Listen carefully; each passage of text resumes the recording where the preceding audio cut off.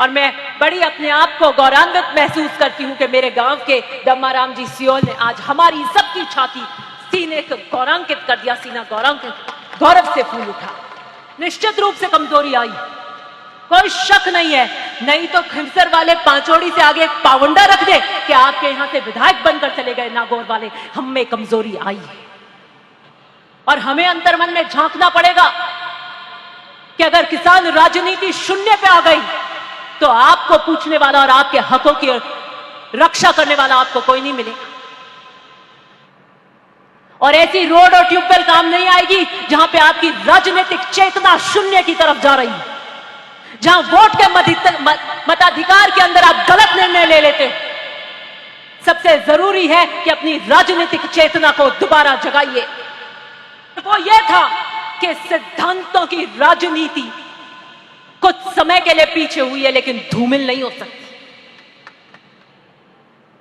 कोई बात नहीं, लोहावट की राजनीतिक चेतना जगी, आपने अपनी भूल का सुधार किया, लेकिन आपने दूसरों के जज्बों को बुलंद कर दिया, तो अब दूसरे वाले चल्लू हो गए। वो कहते हैं हम चुनाव लड़ा देंगे ओसिया में, हम लोहावट में चुनाव लड़ा देंगे, हम इधर चुनाव लड़ा देंगे। अरे मजाल है कि जोधपुर के अंदर कोई पाचोड़ी और कन्नू से आगे एक कदम रख दे। 1000 बार सोचना पड़ता था, 1000 बार। इसलिए अपनी कमी को पहचानिए। अगर राजनीतिक रूप से अगर आप बिखर गए तो आगे वाली नस्लें बिखर जाएंगी और वो आप और मैं तो वैसे भी किसी से नहीं डरती। इन हाथों की लकीरों में जो लिखवा के लाई हूं वो आपको तय करना है। कोई ये नहीं कहे कि परशुराम मदेरणा की पोती में दम नहीं था।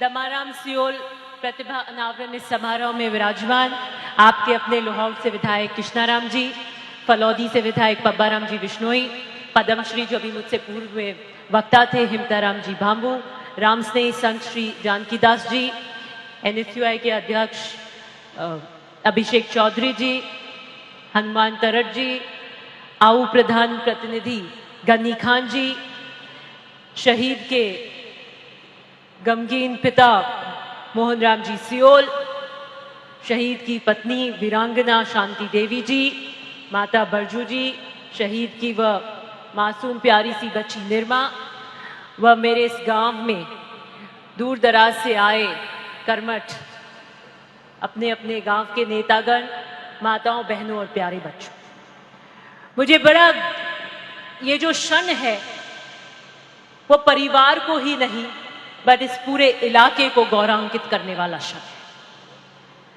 कि इस गांव से पढ़कर लक्ष्मण नगर और यहां की विद्यालयों से निकलकर एक बच्चा अपने परिवार को संबल देने के लिए सरकारी नौकरी में लगता है।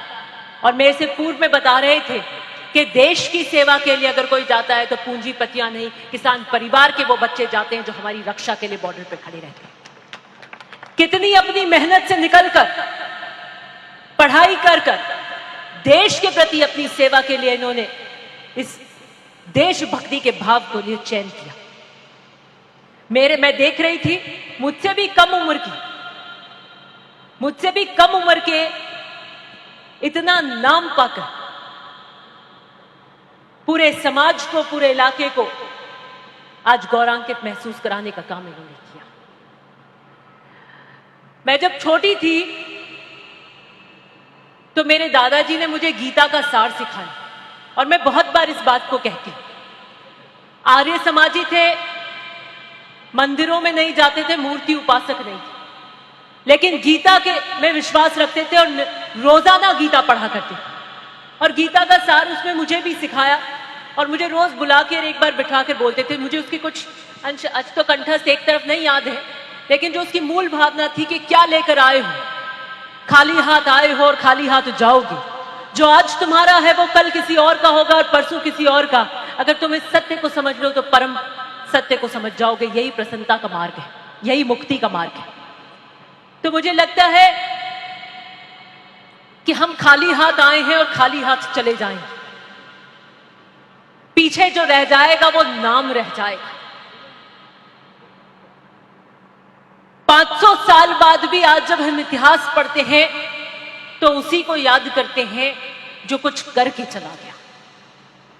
और मैं मानती हूं कि आज के इस मूर्ति समारोह से आने वाले गुजरने वाले हर व्यक्ति, ये गांव का प्रत्येक व्यक्ति, आने वाले इलाके का व्यक्ति, और इस मूर्ति से निकलने वाली उन तरंगों से समाज के परिवर्तन की एक नींव आज यहां रखी जा रही है। इसके लिए मैं आपको साधुवाद देना चाहती हूं।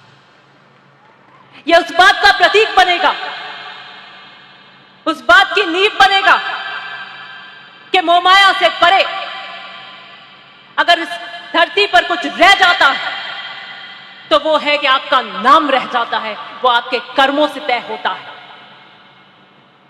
आपका जीवन कैसे तय होगा? ये जन्म से नहीं, ये मृत्यु से तय होगा। आप राजा के घर में जन्मे या रंक के घर में जन्मे, इससे तय नहीं होगा। आपकी मृत्यु कैसे हुई उससे तय होगा। और मैं बड़ी अपने आप को गौरवान्वित महसूस करती हूं कि मेरे गांव के दम्माराम जी सियोल ने आज हमारी सबकी छाती, सीने को गौरवान्वित कर दिया, सीना गौरव से फूल उठा।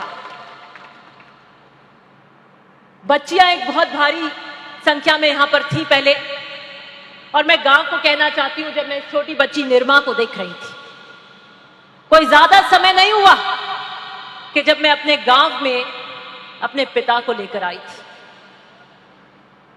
और जब मेरे पिता को मुखाग्नि दे रही थी तो मेरे अंतर्मन में यही भाव थे कि कितनी कम उम्र में, कितनी विपरीत परिस्थितियों में मेरे सर से पिता का साया चला। क्योंकि पिता संतान के लिए क्या होता है, उसकी भूमिका क्या होती है, उसकी भरपाई कोई और नहीं कर सकता।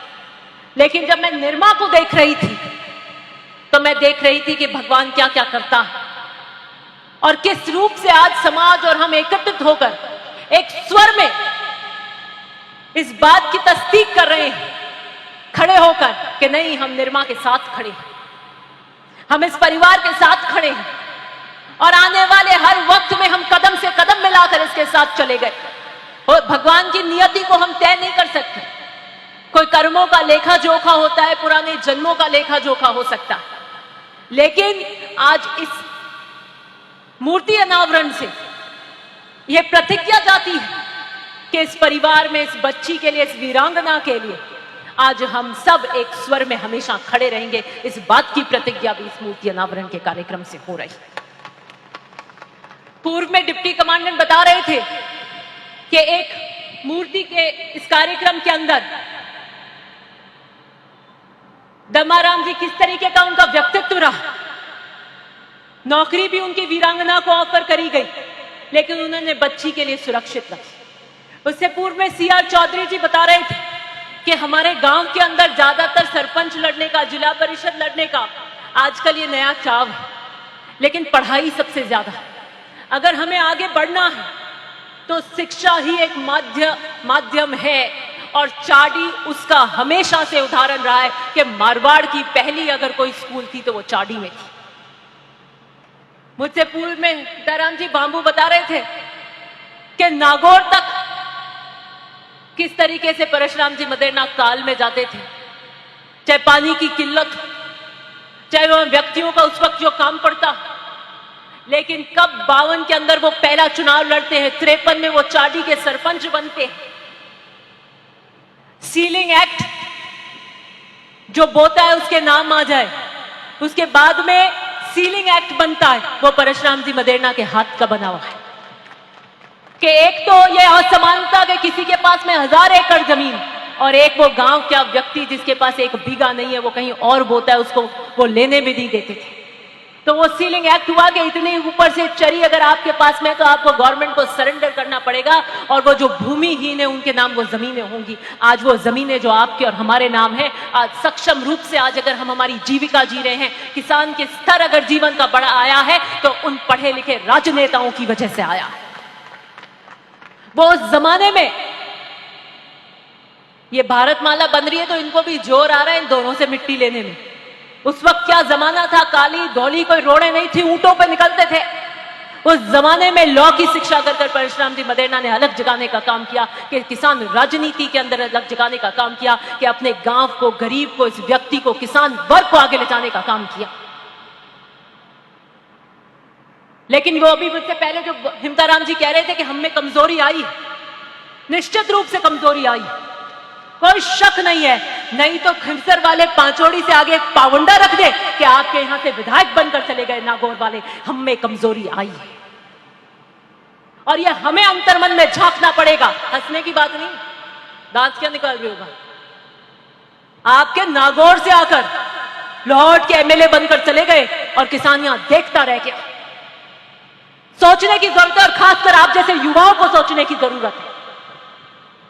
अरे कितने मुश्किलों से हमारे बड़े बुजुर्गों ने क्या मेहनत करी होगी, किस तरीके से आज हमारा जो शिक्षा का स्तर है कि आज जेएनयू में हमारा बच्चा जाता है, विदेशों में हमारा बच्चा जाता है, अच्छी पढ़ाई हम उसे मुहैया करा सकते हैं।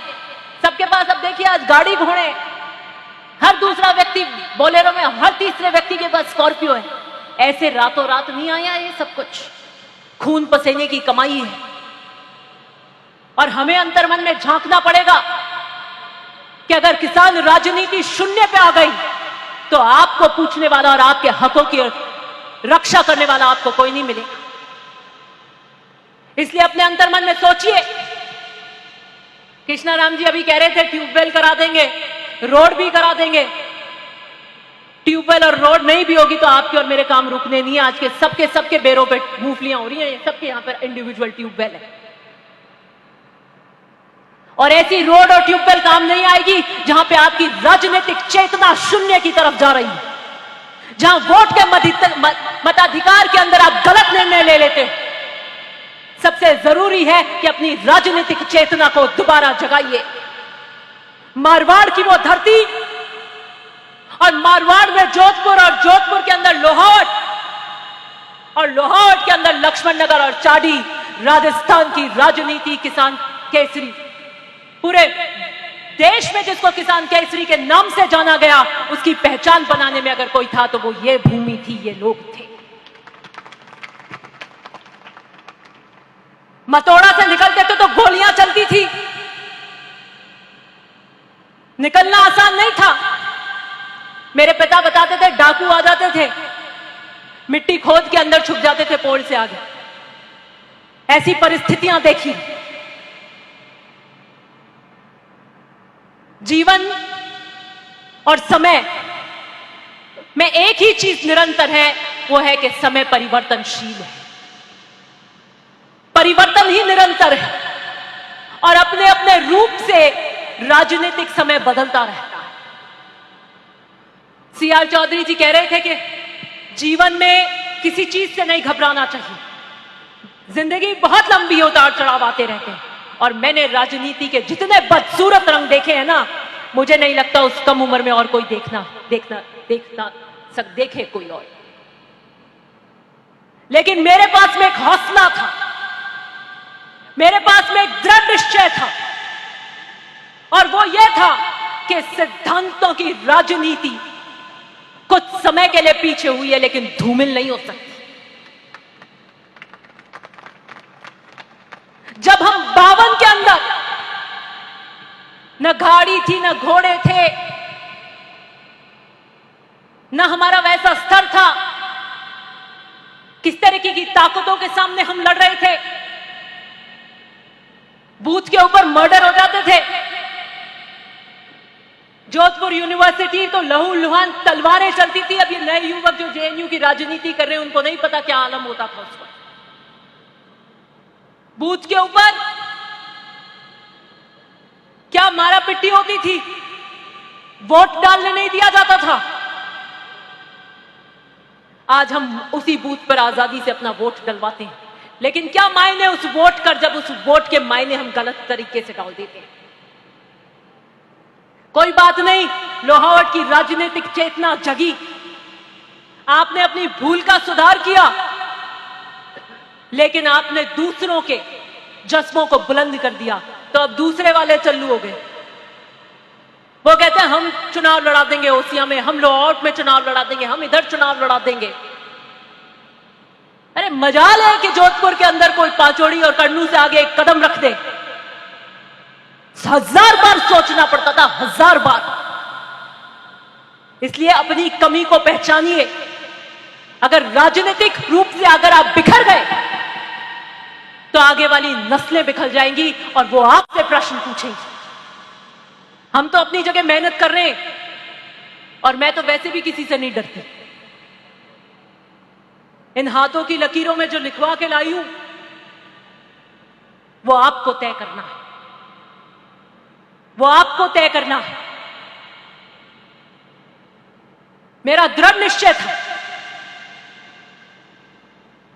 कि राजस्थान के अंदर कोई ये नहीं कहे कि परशुराम मदेरणा की पोती में दम नहीं था, कोई ये नहीं कहे कि आज महिपाल जी अंदर है तो पीछे कोई संभालने वाला नहीं, कोई ये ना कहे कि किसान की बेटियां राजनीतिक लड़ाइयां नहीं लड़ सकती।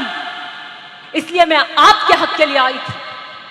आज बहुत आसान है कि हम हमारे घर में एसी कमरों में सुरक्षित एक बहुत अच्छी जीवन शैली के साथ में वहां बैठकर व्यतीत करें। लू की थपेड़े खाकर यहां बीच में हर जने जने की बात सुनना, उसकी समस्या का हल करना अपने लिए नहीं अगर कर रहे हैं तो आपके लिए कर रहे हैं। हमारा संकल्प है कि जो दिया किसान राजनीति का परशुराम मदेरणा जी ने जलाया था, जिसको मेरे पिता आगे लेकर गए, उस दिए को ऐसे बिना हिम्मत के बिना परिश्रम के नहीं बुझने देंगे। मैं तो मेरी मेहनत कर रही हूं और जीवन में जो मिले, कांटे मिले चाहे फूल मिले, मुझे सब मंजूर है, लेकिन ना पीठ दिखा के जाने वाली, ना हार मान के जाने वाली। लेकिन आप पुनः सोचिएगा कि आप लोग किस तरफ जा रहे हैं, समाज किस तरफ जा रहा है। पहले राजनीतिक पार्टियां तो अपनी जगह होती थी, लेकिन सामाजिक रूप से हम एक हुआ करते थे, इस छोर से लेकर झुंझुनू और नागौर तक। लेकिन आजकल के नए नेता सिर्फ अपने तक नेता बनना चाहते हैं, बाकी हर नेता को हरा देना चाहते हैं। हराने की राजनीति से कभी कोई ऊपर नहीं बढ़ता। सबको साथ लेकर चलने से आप ऊपर बढ़ेंगे कि चलिए एक टीम वर्क बनाते हैं, आप इधर बात कीजिए, हम उधर संभालते हैं, पूरी एक टीम वर्क बनाकर हम आगे चलेंगे। मैं का जिसको अहंकार आ जाएगा वो कभी सफल नहीं हो सकता और किसी क्षेत्र में सफल नहीं हो सकता और राजनीति में तो कतई सफल नहीं हो सकता। मैंने किया, जाटों के लिए मैं करता हूं, मैंने इनको जिता दिया, मैंने ओसिया को जिता दिया, मैंने बीकानेर में मदद कर दी, मैंने वहां मदद कर दी और मदद ऐसी करी कि 90% जाटों के वोट जाटों को लड़ा के काट कर जाटों को हराने का काम किया। ऐसा मैं अगर आपको अच्छा लगता है तो ये विध्वंसकारी मैं है। सोच लीजिएगा कि अगर ऐसा मैं आपको पसंद है तो आप शून्य की ओर जा रहे हैं। मैं चाहती हूं कि झुंझुनू में अगर किसान वर्ग का व्यक्ति आगे बढ़ रहा है तो बढ़ना चाहिए, बीकानेर के अंदर अगर कोई किसान नेतृत्व आगे बढ़ रहा है तो बढ़ना चाहिए, बाड़मेर में बढ़ रहा है तो बढ़ना चाहिए। हेमाराम जी आए थे आज, पहला टिकट हेमाराम जी को मदेरणा साहब ने दिया था, उन्होंने आज ये बात बताई नहीं। और जब हेमाराम जी को पहला टिकट दिया तो उनके पास पैसे नहीं थे चुनाव लड़ने।